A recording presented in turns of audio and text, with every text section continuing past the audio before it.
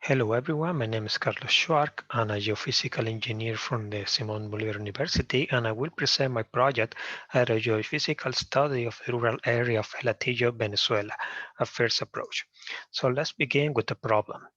Water is a natural resource, and like any usable resource, its availability depends on offer and demand. Decreasing deterioration of the environment and the impacts of climate change have reduced water offer. On the other hand, the rapid population growth has formed a breeding ground for many problems. If you put these factors together, eventually there will be a scarcity of the resource. The situation in Venezuela is no different. 40% of the population has recurrent interruption in water services due to supply problems or blackouts. Even worse, 25% does not have access to safe water. In conclusion, most of the population lack access to sanitation, complicating the COVID response to the health crisis. Taking into consideration the concepts of sustainable development and the importance of water as a right, a groundwater prospecting with non-invasive methods were carried out. The project focused on the Papelón sector belonging to the rural area of El Hatillo, 15 kilometers southeast of Caracas, and is a protected zone.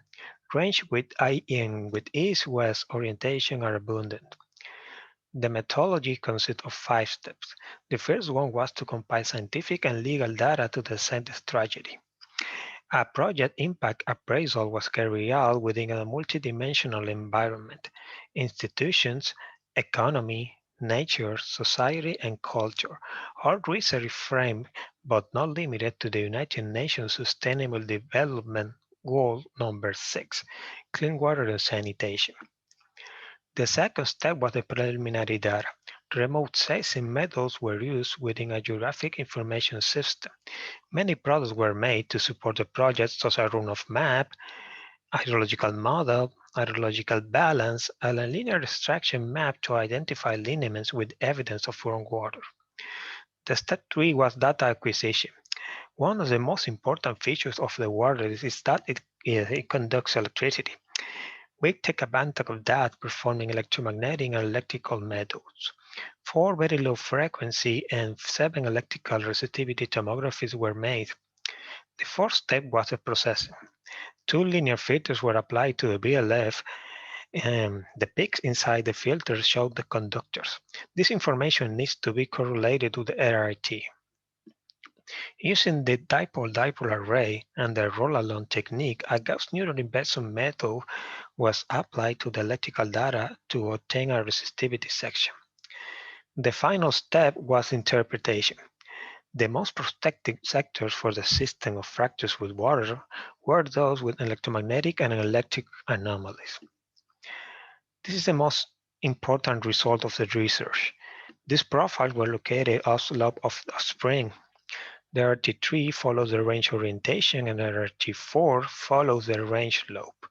The profile presents a surface layer of low resistivity residual clay salts because of in situ weathering of the underlying calcareous schists of high resistivities.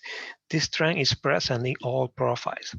It is probably possible to show the low resistivity values in the deep part of the profiles, possibly as associated with altered rocks with water. Also, the presence of a spring near the RT4 suggests a water table depth of 6 meters. Taking all electromagnetic and electric anomalies, we can see a good correlation between lineaments, suggesting a conductive fracture downslope at depth at least 30 meters. It is recommended to drill exploratory well of at least 100 meters and the interpretation of the electromagnetic anomalies, expecting a yield between 1 to 5 liters per second. Also, it is advisable to complement this first approach with direct methods such as nuclear magnetic resonance. Taking into account that each person needs 150 liters per day to satisfy their needs, a yield of 3 liters per second will meet the needs of all 400 families of the sector, in addition to increasing by 40% the projected extraction goal for 2030 in the rural zone. Thank you so much.